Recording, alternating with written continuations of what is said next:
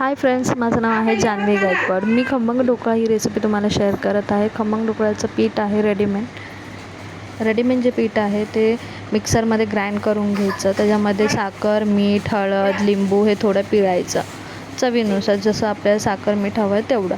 त्यानंतर ते बॅटर एका टोपात घ्यायचं, थोडं पातळ शेड करायची त्याच्यामध्ये इनो टाकून घ्यायचा आणि मग हे असं बॅटर होणार त्याचं घट्ट एकदम।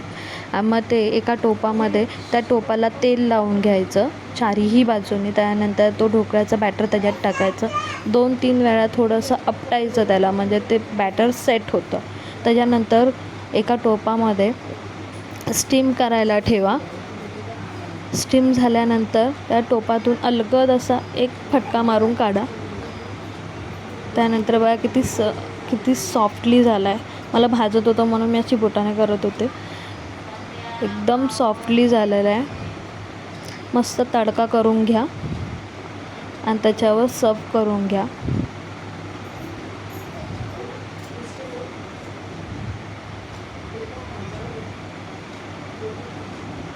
किती छान सुरेख रंग दिसतो।